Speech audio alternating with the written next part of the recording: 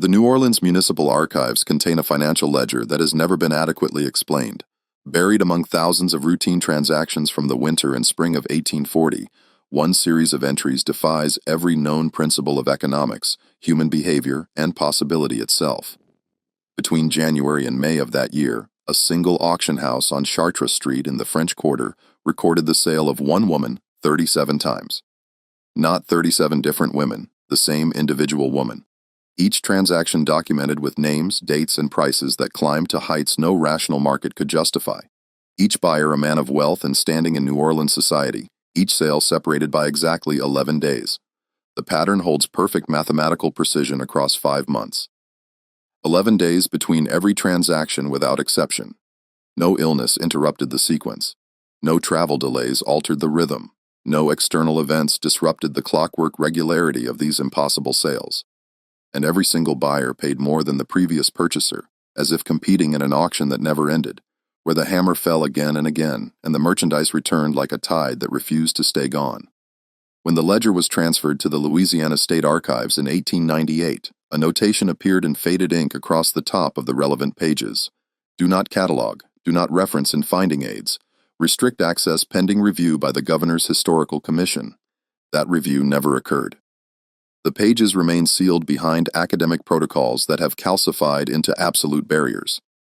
Researchers who stumble across references to this ledger in peripheral documents find their access requests denied without explanation. What happened in New Orleans during those 5 months? Why would the same woman be sold 37 times? And what convinced every buyer to part with her after exactly 11 days, only to watch her return to auction where other men fought desperately to purchase what their predecessors had surrendered?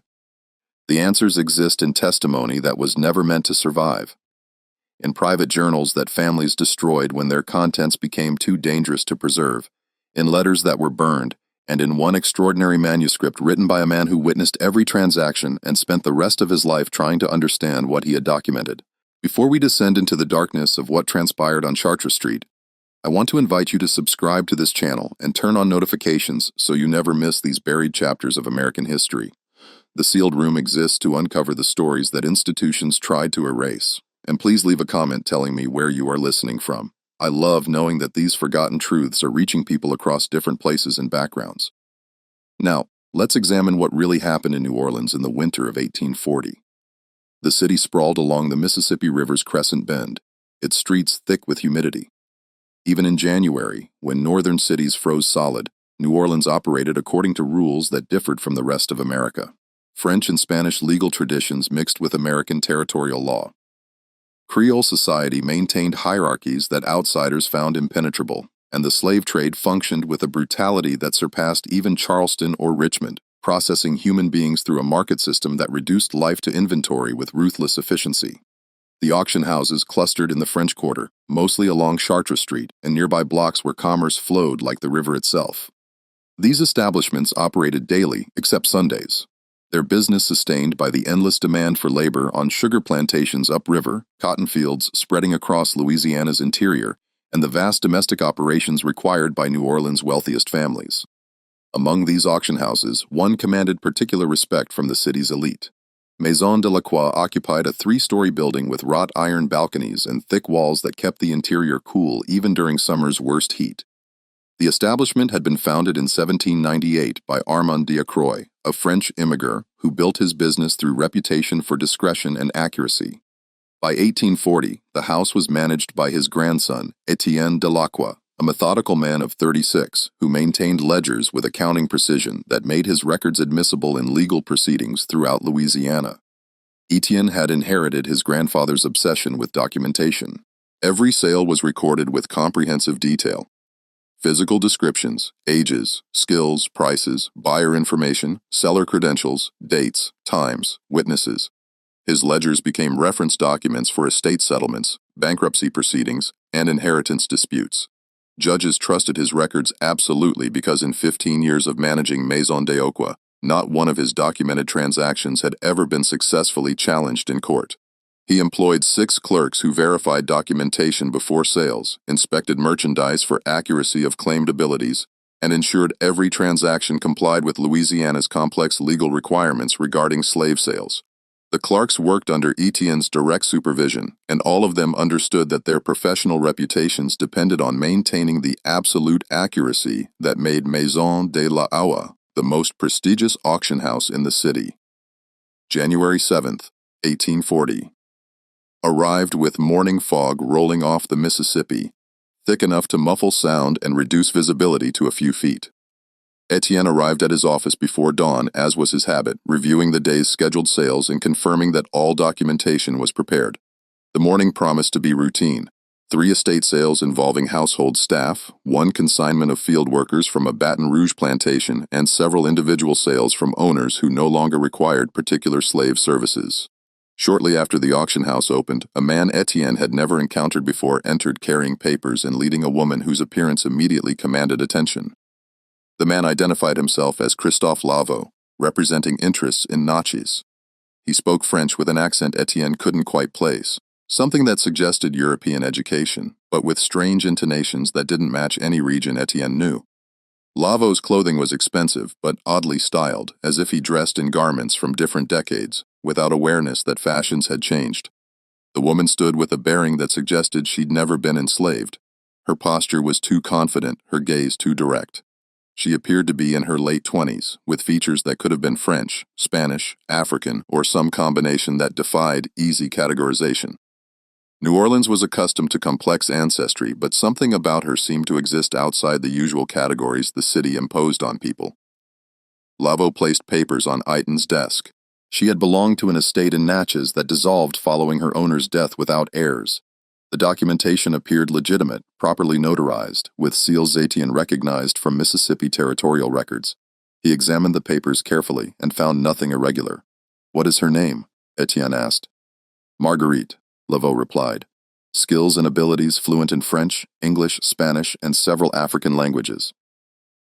Etienne had never heard of. Educated in literature, mathematics, and music, experienced in household management, skilled in medicinal preparation and midwifery, literate in 4 languages, Etienne looked up from the papers. "These qualifications are extraordinary. She was owned by a wealthy planter who valued education," Lavo said calmly.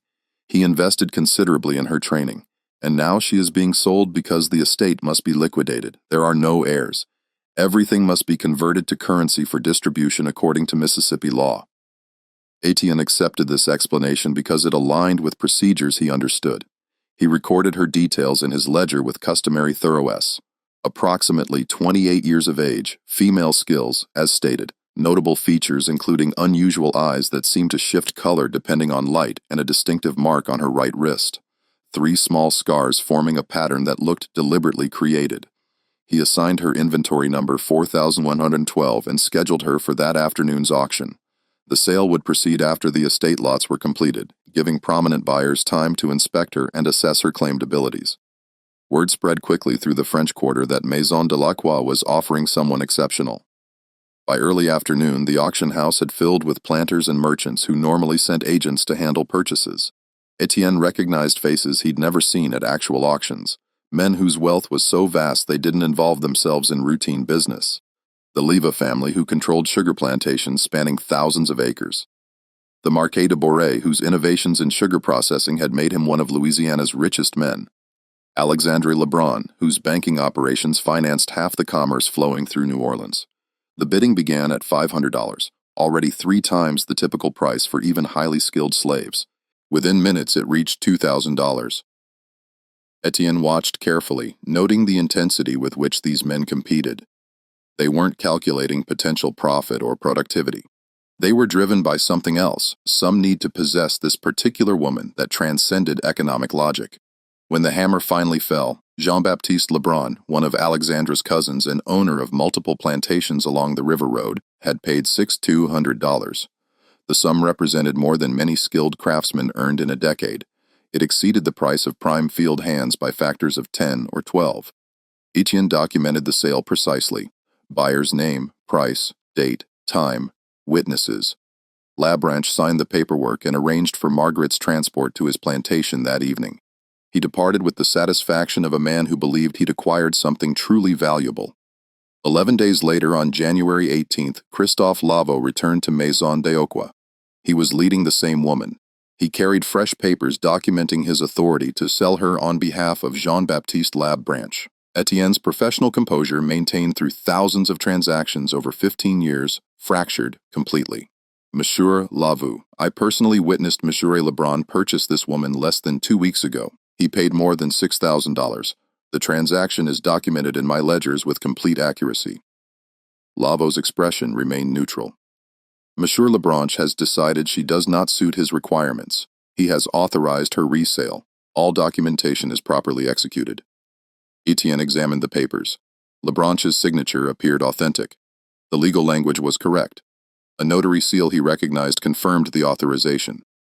Slaves were property, and property could be sold repeatedly if owners chose. No law prohibited this, yet every instinct Etienne had developed through 15 years in this business screamed that something was profoundly wrong. Missy Lab branch paid an extraordinary sum, Etienne said carefully.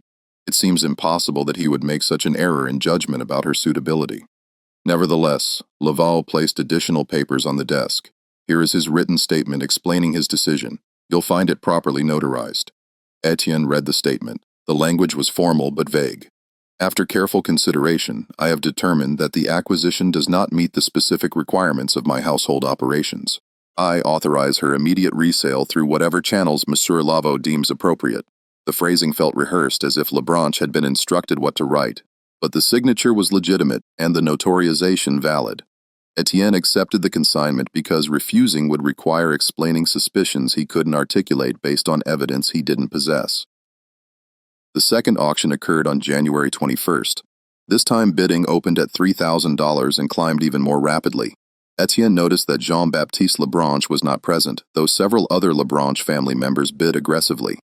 Ultimately, Dominique Yu, a former associate of the pirate Jean Lafitte, who had parlayed his war heroism into respectability and wealth, purchased Margarite for $7,800. Exactly 11 days later, on February 1st, Christophe Lavo returned with Margarite and papers authorizing resale on behalf of Dominique Yu. By the fourth sale, patterns had emerged that Etienne documented with increasing alarm. Every buyer was a man of significant wealth and social standing. Every transaction occurred exactly 11 days after the previous sale. Every price exceeded what the buyer before had paid, and every authorization for resale used nearly identical language about unsuitability for the buyer's requirements. Etienne began adding private notations in a separate journal he kept locked in his desk drawer. The buyers are not behaving rationally. They compete with desperation that transcends economic calculation. Men who built vast fortunes through shrewd judgment are abandoning all restraint. Something is compelling them to purchase her regardless of cost, and then something is forcing them to surrender her after exactly 11 days. The precision of the timing cannot be coincidental. What Etienne couldn't document in his official ledgers was what he began hearing through New Orleans' intricate social networks. The whispers that spread through French Quarter cafes, the hushed conversations at the street. Louis Cathedral after Mass, the rumors that circulated through banking houses and law offices. Jean-Baptiste Lebrun had withdrawn from society entirely. His wife had moved to their city residence, refusing to return to the plantation. Dominique Yu, a man famous for his courage under fire during the Battle of New Orleans, now refused to leave his house after dark and had dismissed most of his household staff. The third buyer, Celeste Marinier, from one of the city's oldest Creole families, had sold property to cover mysterious debts that shouldn't have existed given his family's wealth. The prices continued climbing with mathematical precision. By the 10th sale in mid-March, Margarite sold for $14,000 to Bernard Marini, whose family had subdivided their plantation to create the Faubourg Marini neighborhood. 11 days later, she was back at Maison de Croix. Etienne hired an investigator, a former constable named Jacques Rio, who now conducted discreet inquiries for attorneys and businessmen. I need to understand what happens after each sale, Etienne told him. Contact the buyers if possible. Learn why they're reselling her. Find out anything you can about their experiences during those 11 days. Renaud worked for 2 weeks traveling to plantations, speaking with overseers and household staff, occasionally questioning the buyers themselves under various pretexts. What he reported back confirmed Etienne's worst suspicions that something impossible was occurring. Not one of them keeps her longer than 11 days exactly, Rio said, spreading his notes across Etienne's desk after hours. Most don't even wait that long to begin the resale process. They contact Lavo within days of the purchase, but the transaction doesn't complete until day 11. I spoke with Dominique Yu's housekeeper, a woman who's been with his household for 30 years. She said, Monsieur, you spent hours locked in his study with Margarite. She could hear conversation through the door. Not arguments, not raised voices, just talking hour after hour after hour. When Monsieur finally emerged, he looked, in her words, like he'd aged 20 years overnight. Did he explain what they discussed? Etienne asked. He wouldn't speak of it, but the housekeeper said he burned papers in his fireplace that night. Letters, documents, things he'd kept for decades. She saw him weeping as he fed them to the flames, and the others similar accounts. Celeste Marinier locked himself in his library with her for 2 full days. Servants left food outside the door. When he finally came out, he'd made arrangements to free 6 of his slaves, specific individuals he'd owned for years. Then he immediately authorized her resale. Bernard Married dismissed his overseer, the man who'd managed his operations for 15 years, just sent him away with a year's wages and no explanation. Rio continued his investigations, and each report deepened the mystery rather than resolving it. There's something else, the investigator said during their next meeting. I tried to trace Christophe Lavo's background.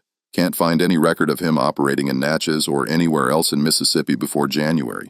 No business registration, no property holdings, no family connections. It's as if he materialized specifically to handle these sales. Have you tried following him between transactions? Etienne asked. He stays at a boarding house on Dufine Street, but I've watched the place for days and never seen him enter or leave except when he's bringing her to your auction house. The landlady says he pays months in advance, keeps entirely to himself, and she rarely sees him. Yet somehow, he's always present exactly when another sale is scheduled. Etienne stared at his ledgers with their meticulous documentation of impossible events. What about Margarite herself? Did you learn anything about what she does during those 11 days? Rio's expression grew troubled. That's where things become truly strange. She doesn't work, not in any conventional sense. The buyers don't put her in the fields or assign her household duties. They keep her in their private quarters, libraries, studies, personal rooms, and they talk with her for hours, sometimes entire nights. Servants hear voices through doors but can't make out words. And when those conversations end, the buyers are fundamentally changed. Changed how? Their certainties are gone. Men who defended slavery as God's natural order suddenly question everything. Men who built fortunes through brutal efficiency suddenly can't bear to give orders to their own slaves. Dominique, you freed 12 people after those 11 days, not sold them, freed them with papers and passage money north. A man who'd owned slaves his entire adult life suddenly couldn't tolerate ownership anymore. By the 15th sale in early April, Etienne had begun to feel physical dread each time Lavo appeared at Maison de l'Aqua. The transactions had taken on a nightmarish quality, repeating with clockwork precision while New Orleans society pretended not to notice the impossible pattern consuming its wealthiest men. The auction house itself had changed.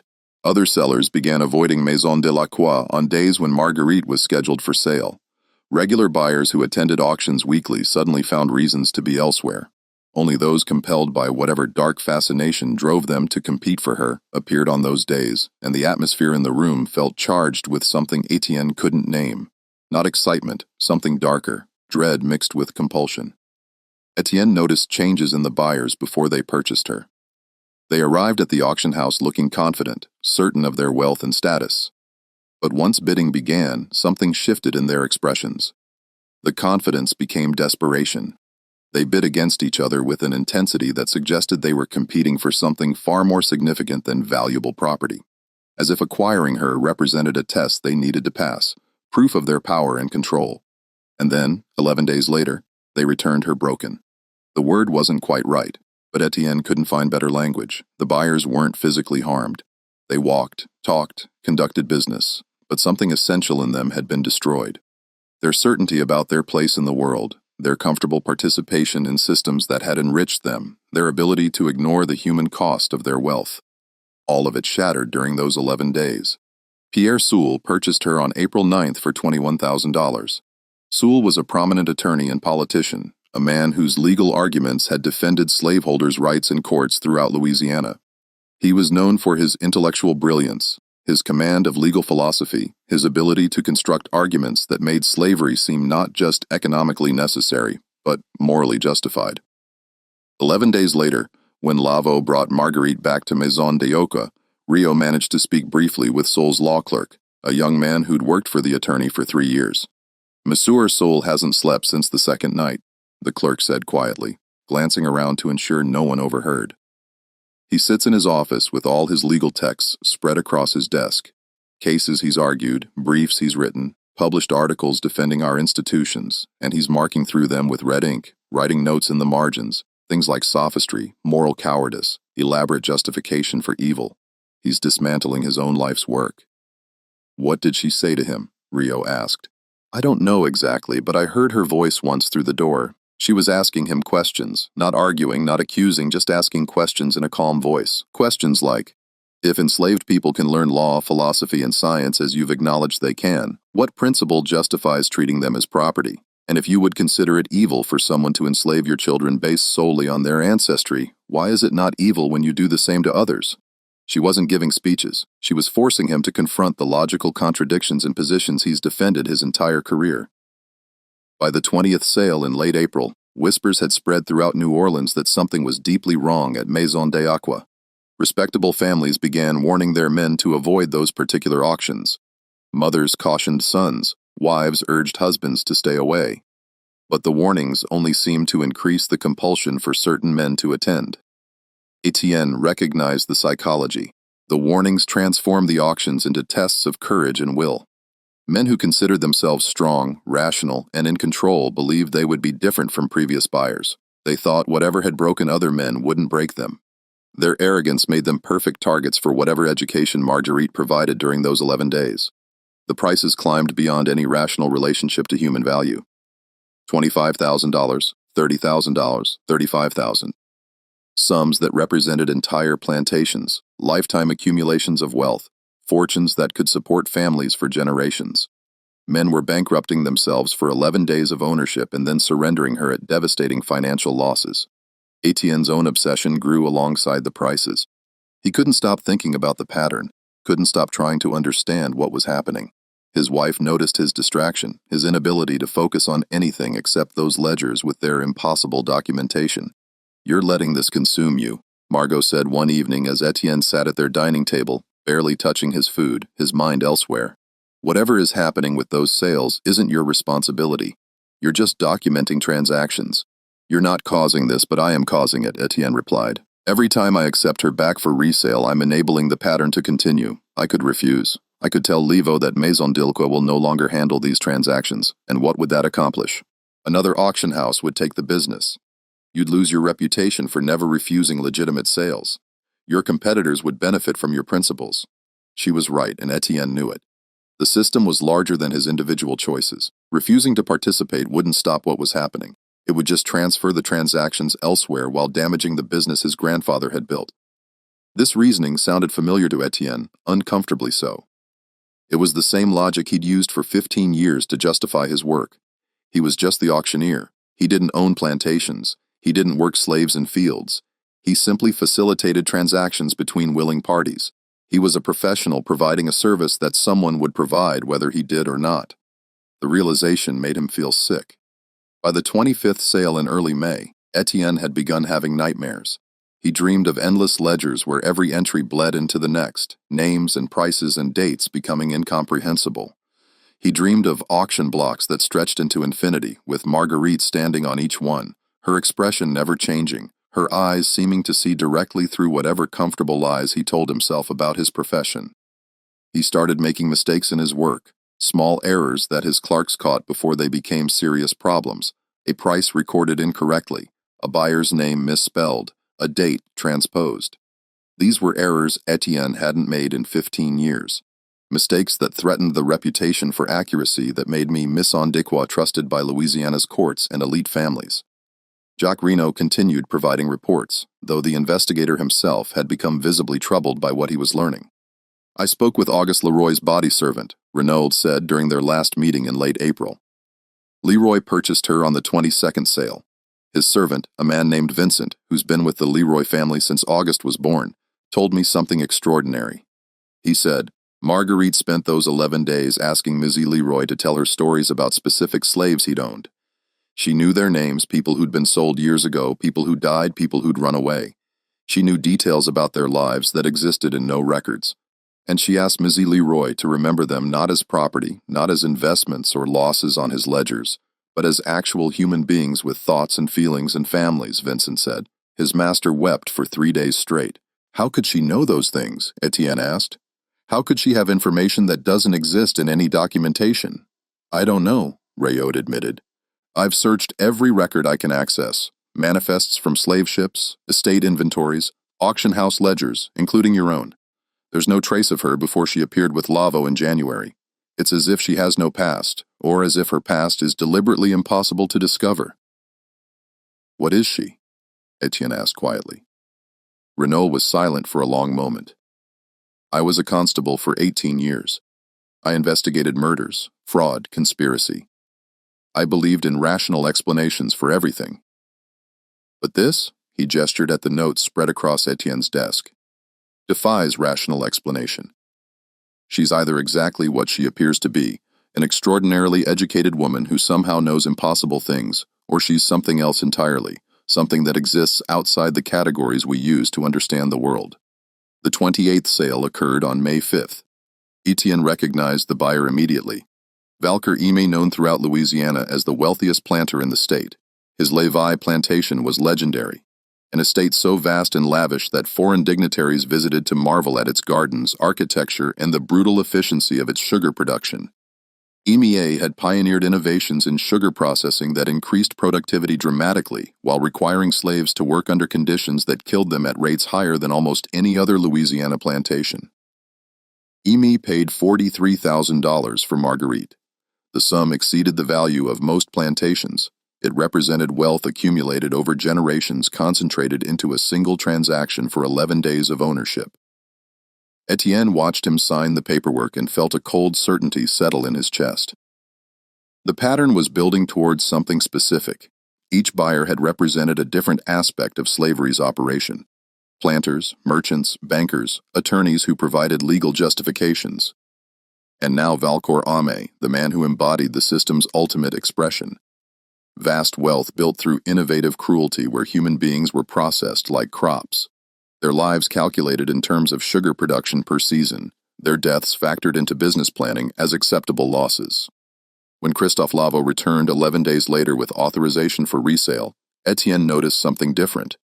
The factor's usual impassive expression had shifted slightly, something that might have been satisfaction or perhaps anticipation.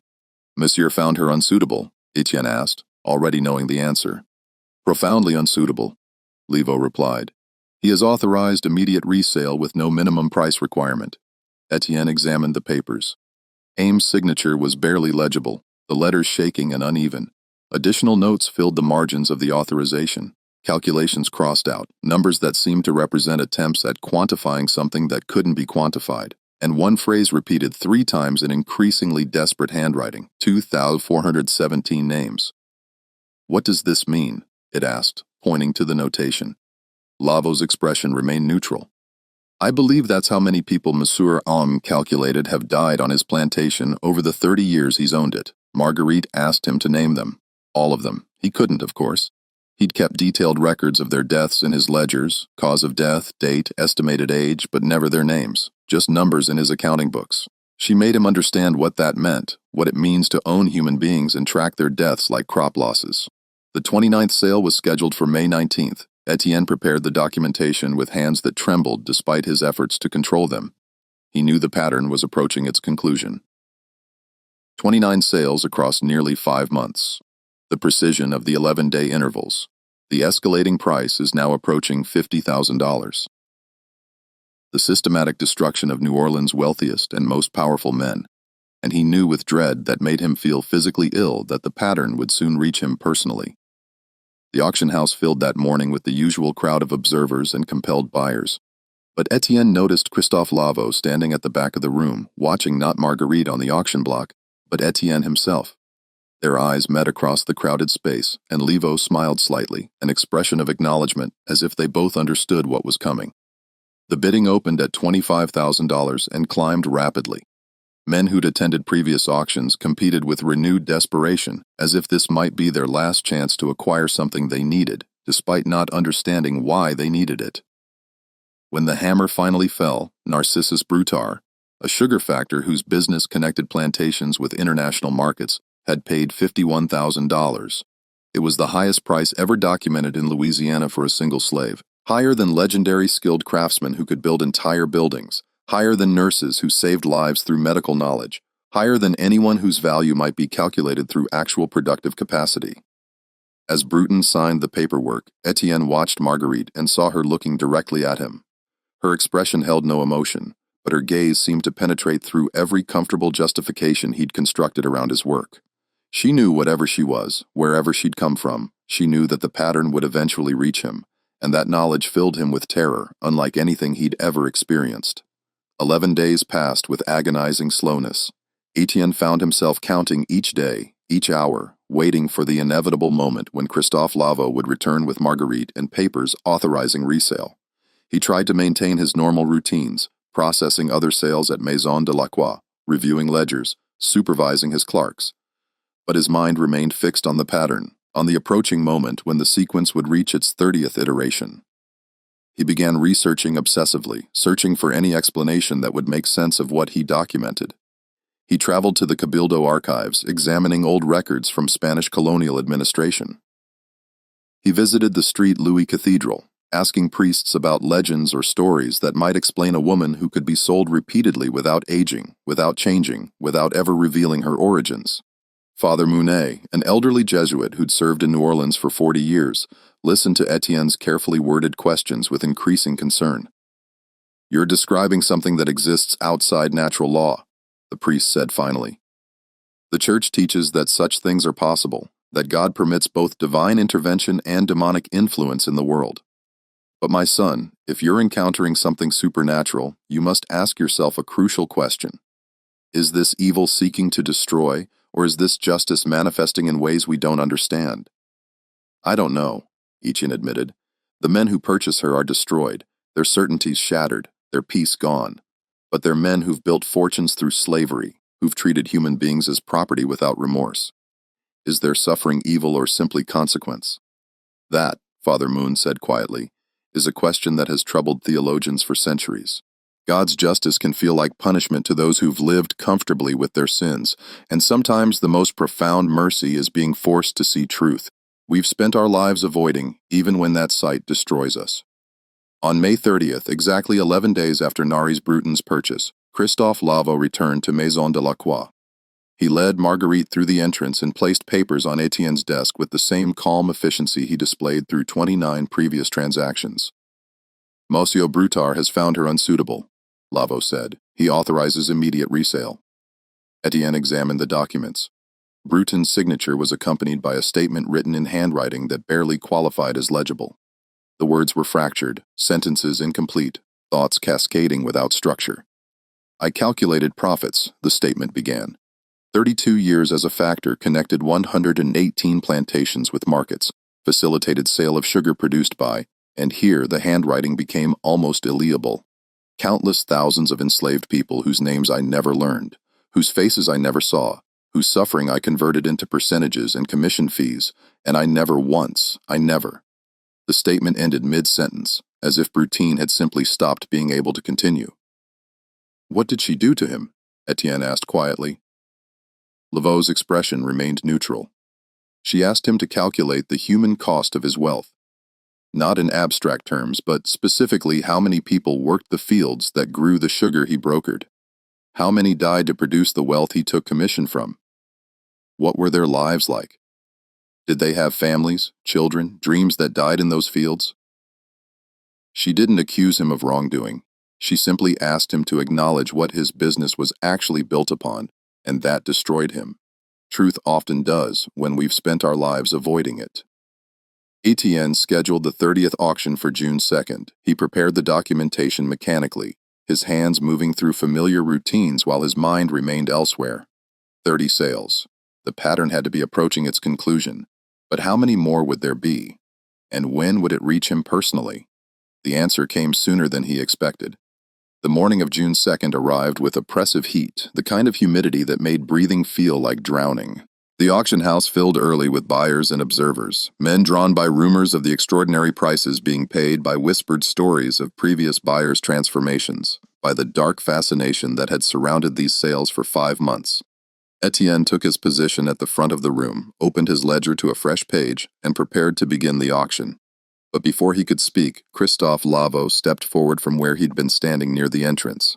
"Monsieur Delacroix," Lavo said, his voice carrying clearly through the crowded room. "Before we proceed with this sale, I have a proposal to make." The room fell silent. Every eye turned to the factor whose presence had become synonymous with the impossible pattern consuming New Orleans elite. "This sale, the 30th, requires a specific buyer," Lavo continued. "Someone who has documented every transaction meticulously. Someone who has facilitated these sales while maintaining careful distance from personal responsibility. Someone who has profited from this system while telling himself he's simply a professional conducting business." Ice formed in Etienne's stomach. He knew what was coming, had known for weeks that the pattern would eventually reach him, but hearing it spoken aloud in front of dozens of witnesses made it real in a way that anticipation hadn't. "You're suggesting I purchase her?" Etienne said, keeping his voice steady through sheer force of will. "I'm not suggesting," Lavo replied. "The pattern requires it. You've watched 29 men go through this process. You've documented their destruction with the same precision you document everything. Now it's your turn to experience what you've been recording." "I'm the auctioneer," Etienne said. "I don't purchase merchandise. I don't have the capital available for these prices." "You have assets," Lavo said calmly. "This building, your business, your grandfather's reputation. Various banks would extend credit against those holdings. You could arrange financing within 48 hours if you chose." "Why would I choose to do so?" Etienne demanded. "I've watched 29 men purchase her and regret it. I've documented the damage these transactions have caused. I have no desire to become the 30th victim of whatever you've orchestrated." Margarite spoke for the first time in Etienne's presence since that initial morning in January. Her voice was educated and precise, with an accent that seemed to shift between French, Spanish, and something else entirely. "Because you've spent 15 years facilitating the sale of human beings while maintaining meticulous records that allow you to pretend you're not responsible for the suffering those sales cause. Because you've made your living from systematic cruelty while telling yourself you're just the middleman, that you're not accountable for the system itself. Because you deserve to understand what it actually means to own someone, rather than just processing the paperwork for other men's ownership." Her words struck with devastating accuracy. Etienne had told himself those exact justifications thousands of times.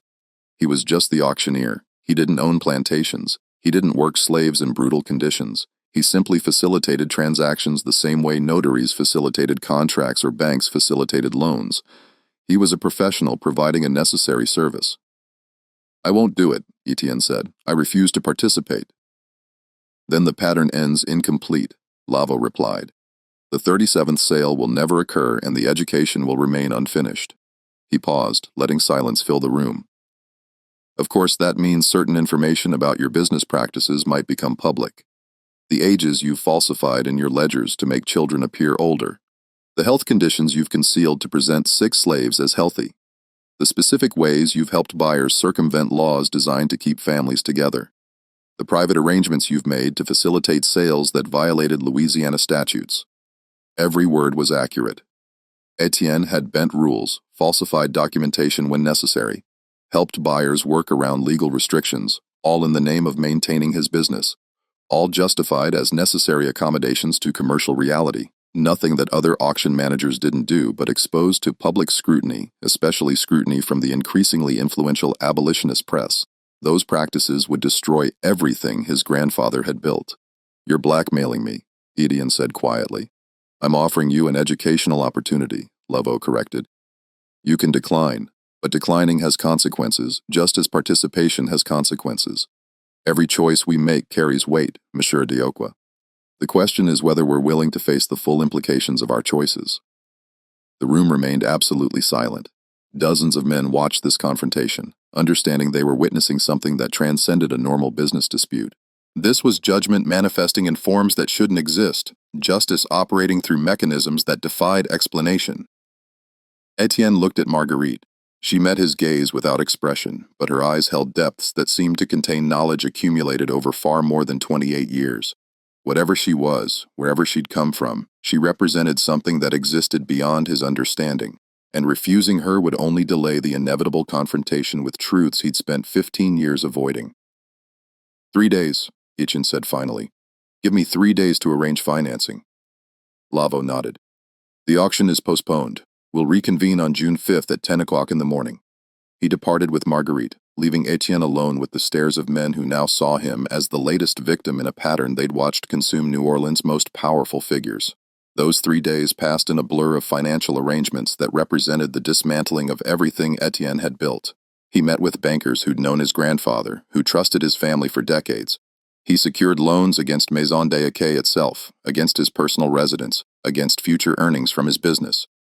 The interest rates were devastating. The repayment terms would require years of careful management, but he arranged the necessary capital. Margot watched him make these arrangements with growing horror. "You're destroying us," she said the night before the auction. "For what? For some woman you're going to own for 11 days and then resell at a massive loss. This makes no sense, Etienne." "I know," he replied, "but refusing makes even less sense. The alternative is having our family's reputation destroyed, having evidence of my compromised business practices made public, having everything grandfather built torn apart through scandal rather than through my own choices. So, you're choosing financial ruin instead?"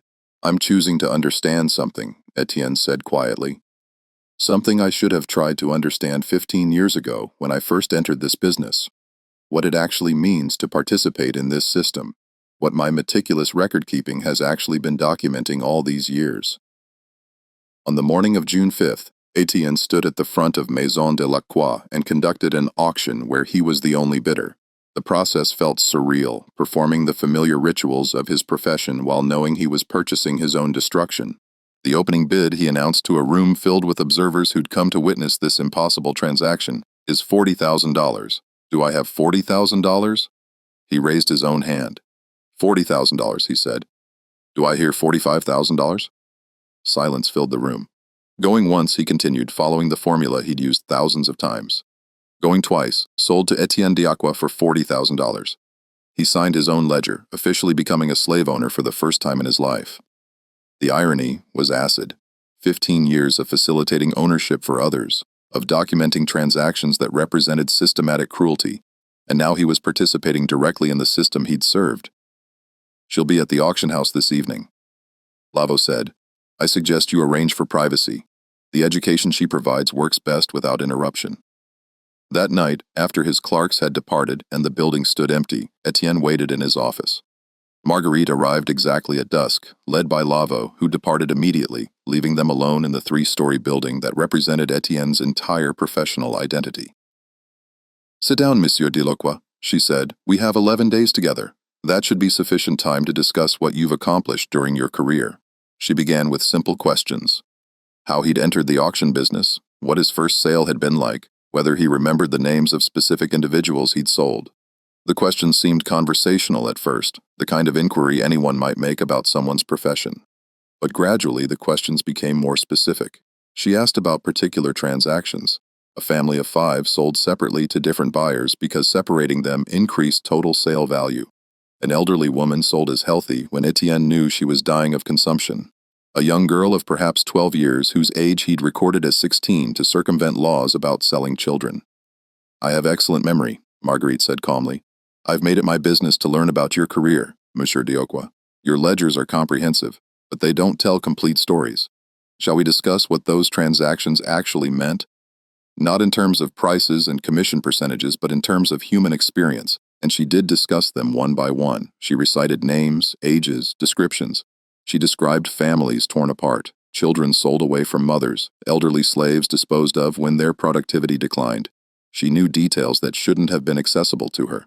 Private information from buyer correspondence, from whispered conversations Etienne thought no one had overheard, from records that should have been impossible for her to access. She spoke for hours, her voice never rising, never accusing, simply recounting facts with relentless precision. And as dawn approached, Etienne sat in his chair, no longer maintaining the professional composure he'd prided himself on for 15 years. The accumulation of those facts, the systematic documentation of his complicity in systematic cruelty, stripped away every justification he'd built. You told yourself you were just facilitating commerce, Marguerite said as first light began filtering through his office windows. That you weren't responsible for the system, that if you didn't do this work, someone else would. These are the justifications every participant in evil uses. The guard who says he's just following orders. The clearer who says he's just processing forms. The auctioneer who says he's just recording transactions. I didn't create slavery, Etienne said weakly. I didn't invent this system. No, she agreed. But you perfected it. You made it more efficient. You created records so accurate that courts trusted them absolutely, which gave the entire system additional legitimacy. You turned human suffering into neat columns in ledgers, and you profited from it while maintaining the fiction that you were somehow separate from the evil you were facilitating. Your grandfather built this business on blood, and you inherited it without ever questioning what that inheritance actually meant. The 11 days that followed were the longest of Etienne Delacroix's life. Marguerite didn't stop with that first night. Each evening after his clerks departed and the auction house emptied, she returned to his office and continued the education she'd begun. She recited names, thousands of them, people Etienne had sold over 15 years, individuals he'd reduced to entries in his ledgers, human beings he'd transformed into inventory numbers and price calculations. She knew details about each one, where they'd come from, who they'd been separated from, what had happened to them after he'd facilitated their sale. A boy named Thomas, she said on the third night, 8 years old when you sold him in October of 1837. His mother begged you not to separate them. She offered to work for reduced price if her buyer would take her son as well. You told her that business didn't work that way, that buyers purchased what they needed, not what slaves wanted. Thomas was sold to a sugar plantation upriver. He died of fever 6 months later. His mother never learned what happened to him. She spent the rest of her life wondering if he was alive somewhere, thinking about her. Etienne felt something crack inside him. I don't remember that sale specifically. There were so many. Exactly. Marguerite said, there were so many, thousands of human beings whose lives you altered forever, and you don't remember them because you never allowed yourself to see them as people who mattered. They were merchandise, inventory, numbers in your ledgers. Night after night, she continued, she discussed not just the slaves he'd sold, but the buyers he'd served.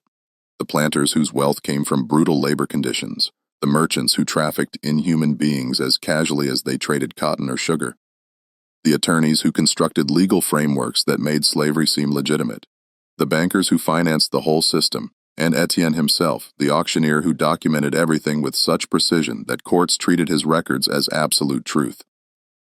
On the seventh night, she shifted her approach. Instead of reciting names and stories, she asked him questions. If you had been born enslaved, would you consider it just? No, said immediately. Why not? Because I would have done nothing to deserve that condition. My birth, my ancestry, none of that would justify someone owning me. Then why is it just when it happens to others? Etienne had no answer, or rather, he had the answers he'd used for 15 years, justifications based on racial theories, biblical interpretations, economic necessities. But speaking them aloud to this woman, who'd spent a week systematically dismantling his comfortable certainties, felt impossible. Every answer he might give would collapse under the weight of the question itself. You can't justify it, Marguerite said calmly. You know you can't. You've always known, but you've built elaborate structures of rationalization that allowed you to avoid that knowledge. Structures of false science, selective theology, economic determinism, anything to avoid the simple truth that what you've been participating in for 15 years is evil, not complex evil, not morally ambiguous evil, just evil. By the 9th night, Etienne had stopped sleeping. He would lie in bed beside Margot, staring at the ceiling, seeing faces. The thousands of people he'd sold, the families he'd separated, the children whose ages he'd falsified, the sick slaves he'd presented as healthy, the human beings he'd reduced to merchandise and processed with efficient precision. His hands had begun shaking, not constantly, but often enough that his clerks noticed. He made errors in his ledgers, mistakes he never would have made before. A transposed date, a misspelled name, small failures that suggested his famous precision was crumbling. On the 10th night, Marguerite asked him the question he'd been dreading. If you could go back 15 years, knowing what you know now, would you still enter this business? No, Etienne said immediately, then quieter. But I didn't know then what I know now. You chose not to know, she corrected. The knowledge was available. The suffering was visible. You saw it every day in your auction house. People weeping as they were separated from families, children terrified of being sold, elderly slaves knowing they were being disposed of because they were no longer profitable. You saw all of it. You just chose to interpret it as normal business operations rather than systematic cruelty. What was I supposed to do? Etienne asked and heard the desperation in his own voice. Refuse to participate. That wouldn't have stopped the system. Someone else would have run this auction house. Slaves would still have been sold.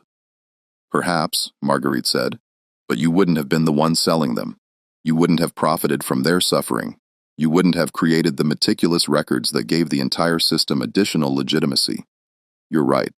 That individual refusal wouldn't have ended slavery, but it would have meant you weren't complicit in it. And sometimes that's all morality requires. Not that we fix everything, but that we don't participate in evil, even when participation is profitable and refusal is costly. On the 11th morning, June 16th, Margarite spoke to him one final time before the pattern would complete. You'll authorize my resale today, she said. You'll take whatever loss is necessary to be rid of me, and then you'll spend the rest of your life knowing exactly what you were complicit in. That knowledge will never leave you. Every time you close your eyes, you'll see their faces. Every time you open your ledgers, you'll understand what those neat columns of numbers actually represent. I've made certain of that. What are you? Etienne asked. The question he'd been avoiding for 11 days because he feared the answer. How is any of this possible? Does it matter? Margarite replied. Whether I'm exactly what I appear to be, a woman who's been sold 30 times by men who found truth unbearable or something else entirely, the facts remain the same. You've spent 15 years as an instrument of systematic cruelty. That truth doesn't change regardless of my nature. Will this end? Will the pattern stop soon? She said 7 more sales remain, 37 total. A number with significance you'd understand if you studied theology more carefully than you've studied your ledgers, and then it will be finished. 7 more men will be destroyed. 7 more men will learn what they've chosen to ignore, Margarite corrected. Destruction is simply how it feels when comfortable lies become impossible to maintain. That afternoon, Etienne authorized her resale. Christophe Lavo accepted the documentation without comment, preparing for the 31st transaction. Etienne recorded the loss in his ledgers with hands that shook despite his efforts to control them. $40,000 spent, perhaps $20,000 recoverable if the next buyer paid well. $20,000 lost for 11 days of education that had destroyed his peace forever. But the financial loss was trivial compared to what Margarite had actually taken from him. His certainty, his comfortable participation in systems he'd never examined, his ability to process human suffering as normal business operations, all of it gone, stripped away, leaving only understanding that felt like a wound that wouldn't heal. The remaining 7 sales proceeded with the same mechanical precision that had characterized the previous 30. Every 11 days, Margarite returned to auction at Maison de l'Aqua. Every 11 days, another prominent man purchased her for escalating prices, and every 11 days later, that man authorized resale broken by whatever education she'd provided. The 31st buyer was Jean-Jacques Audubon's patron, a wealthy merchant who'd financed the naturalist's expeditions. He emerged from his 11 days unable to look at his account books, unable to calculate profit, unable to participate in commerce that treated human beings as commodities. The 32nd buyer was a prominent Catholic who defended slavery through biblical interpretation. He freed every slave he owned after his 11 days and spent the rest of his life as a hermit, unable to reconcile his previous certainties with what he now understood. The 33rd buyer was a riverboat captain who'd transported thousands of slaves upriver to plantations. He sold his boats and left Louisiana entirely, unable to continue his business after understanding what his cargo had actually been. Not property, but people whose suffering he'd facilitated for profit. By the 35th sale in late July, New Orleans society had begun to fracture under the weight of the pattern. Too many prominent men had been affected, too many families disrupted, too many fortunes damaged. Whispers circulated about curses and divine judgment, about God's punishment for the city's sins, about supernatural forces manifesting to destroy slavery's defenders. The church began to take notice. Archbishop Antoine Blanc called a private meeting with several affected men, attempting to understand what was happening. But those who'd purchased Margarite couldn't explain. How do you tell a bishop that you bought a slave who educated you about your own evil? How do you admit the truth destroyed your capacity to participate in systems you defended? Etienne attended that meeting invited because of his comprehensive documentation of the sales. He sat quietly while other men struggled to articulate their experiences. When Archbishop Blanc finally asked him directly what he believed was happening, Etienne answered with careful precision, "Your Excellency, I believe we're witnessing judgment, not supernatural, not divine intervention in ways that violate natural law, simply consequence manifesting. These men, myself included, have built wealth through systematic cruelty, while maintaining comfortable distance from the reality of what we were doing. Someone or something has removed that distance, forced us to confront truth we've spent our lives avoiding. And confronting that truth has destroyed our ability to continue participating in evil while telling ourselves we're not responsible for it." "And you believe this is just," the Archbishop asked, "that men should be destroyed this way?"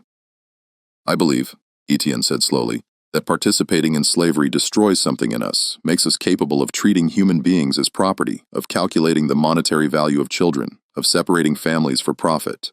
What's happening now isn't destruction, it's revelation. We're finally seeing what we've always been, and seeing that clearly is unbearable." The 36th sale occurred on August 9th. The buyer was Laurent Millardon, one of New Orleans' wealthiest bankers, a man whose financial operations had funded plantation purchases across Louisiana. He paid $63,000, the highest price yet recorded in Etienne's ledgers. 11 days later, Christophe Leveau returned with authorization for the final sale. Etienne looked at the papers with a mixture of relief and dread. 37 sales. The pattern was approaching completion, but who would be the final buyer? What made that particular transaction the ending point? The answer came on August 23rd when the auction house filled with a crowd larger than any previous sale.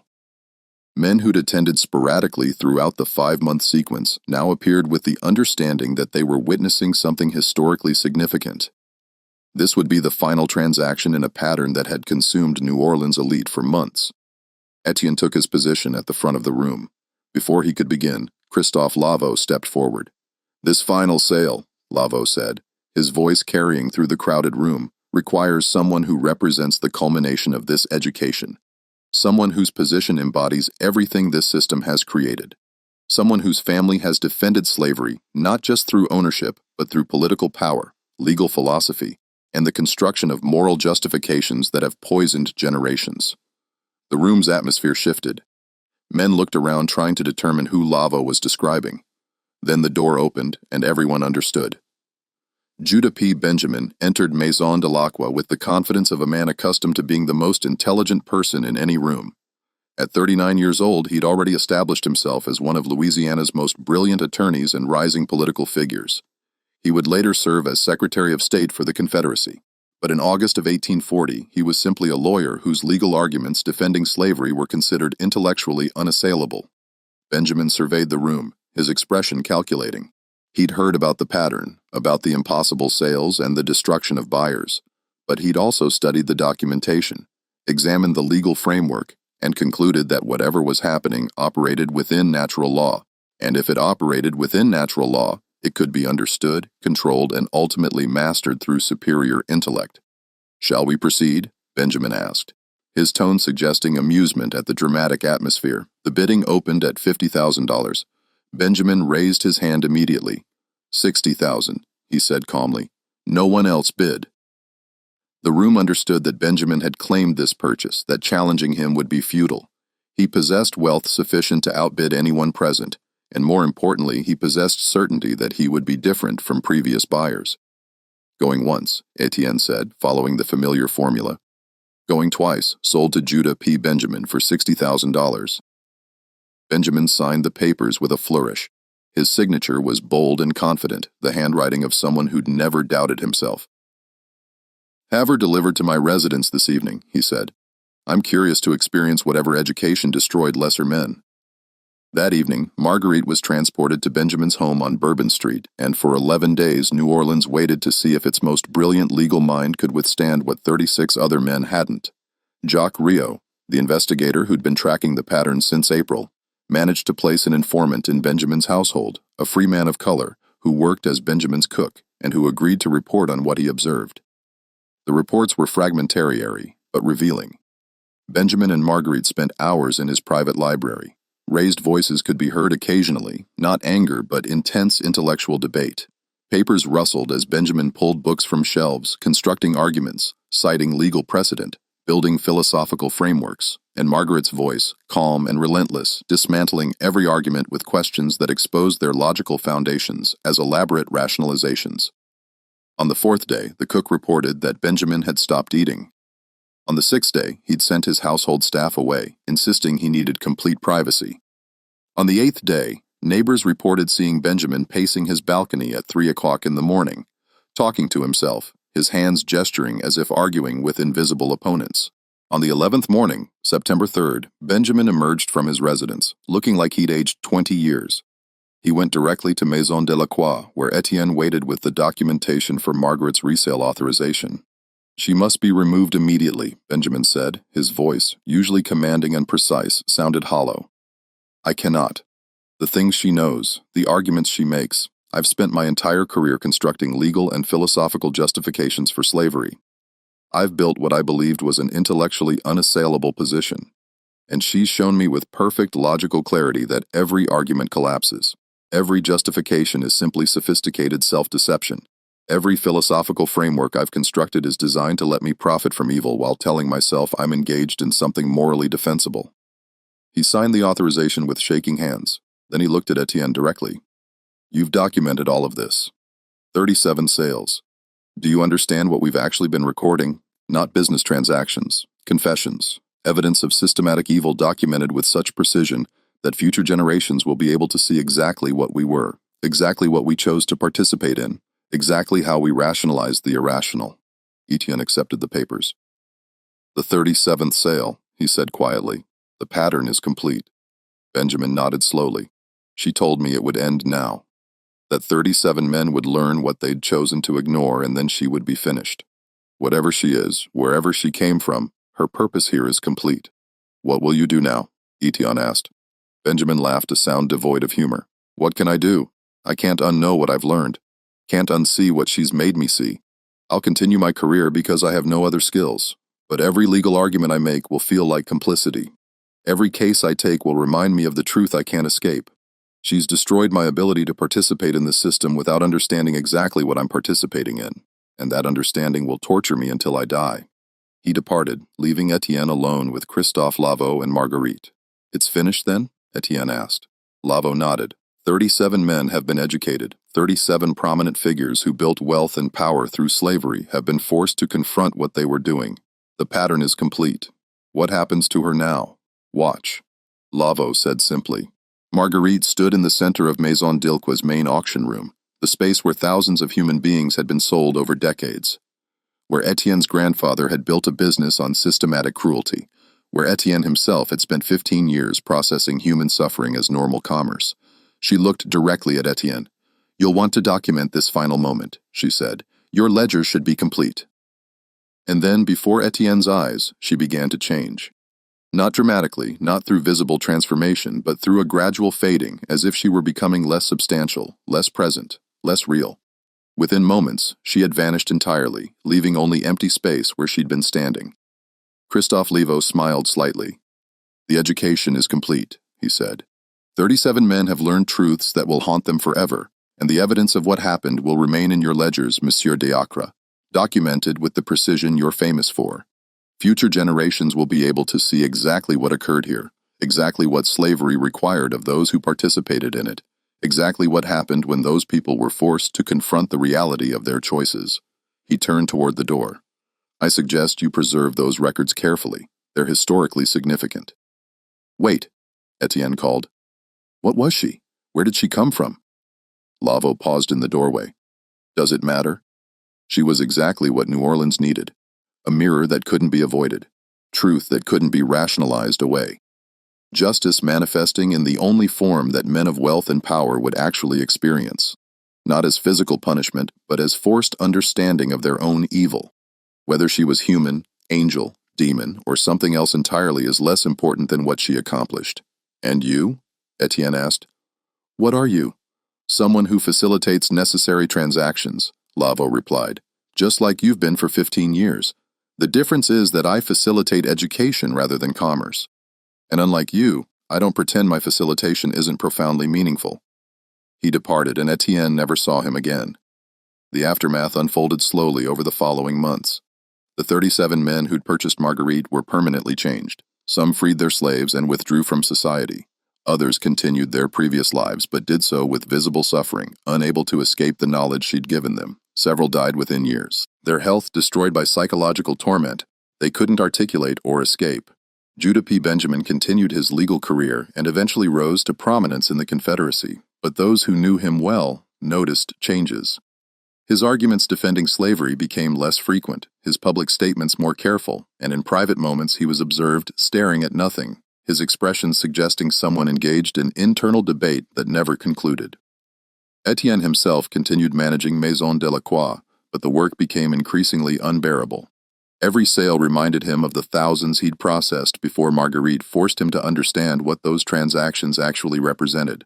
His famous precision deteriorated. He made errors his clerks had to correct. His health declined despite no specific illness physicians could identify.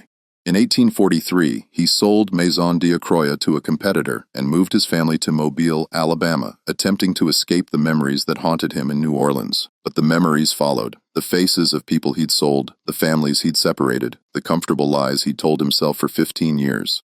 He attempted multiple times to write a comprehensive account of what had happened during those 5 months in 1840. Stacks of incomplete manuscripts accumulated, each trying to explain the impossible sequence of events, each abandoned as inadequate. His final attempt, written in 1856, began, "I have spent 16 years trying to understand what happened during those months."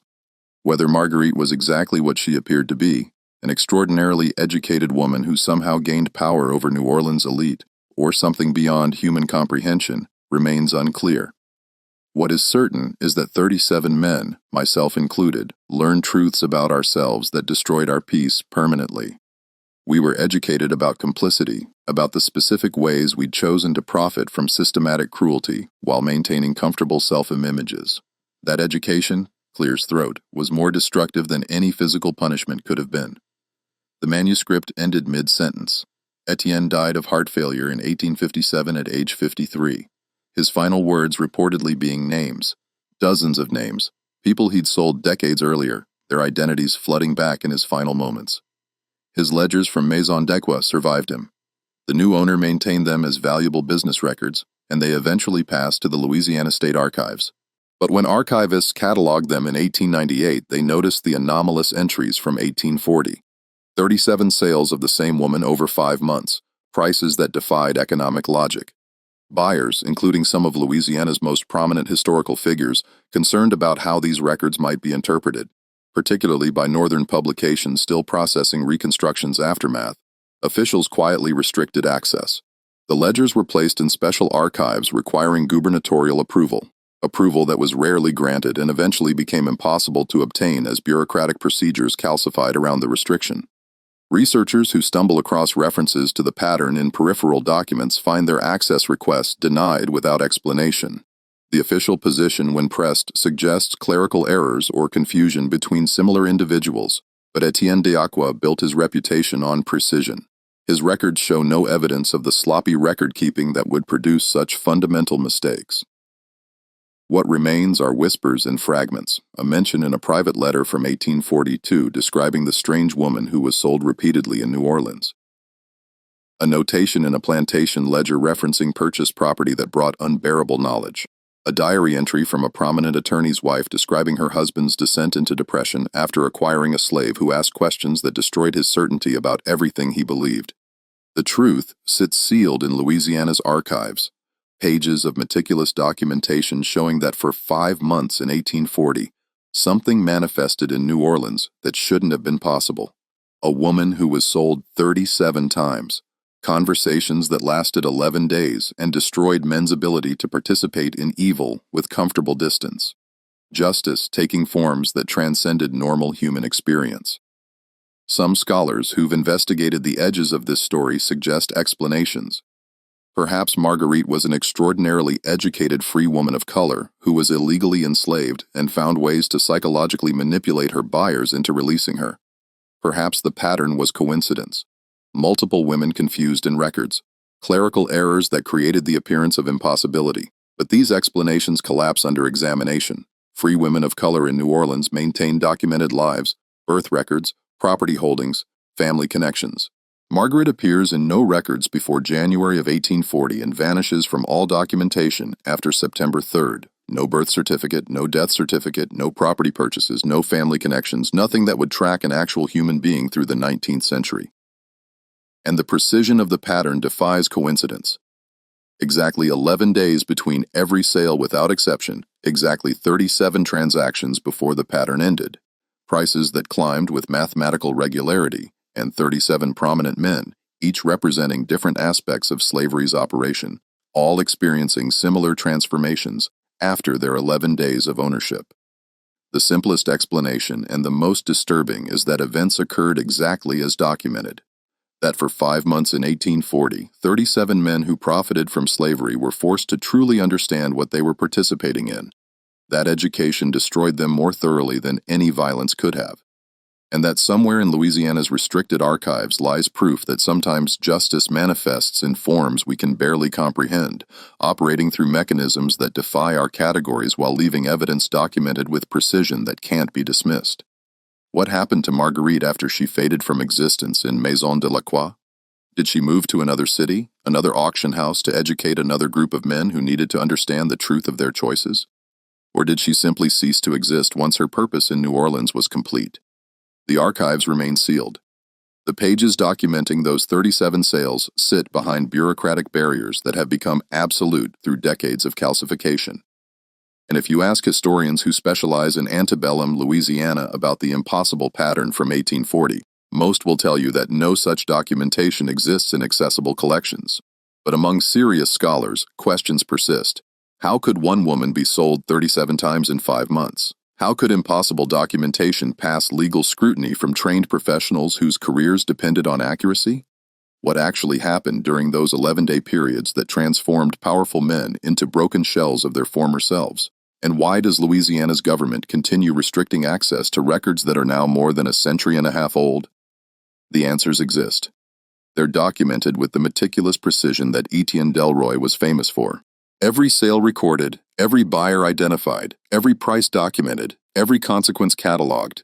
The evidence sits waiting for someone with sufficient authority and courage to demand access.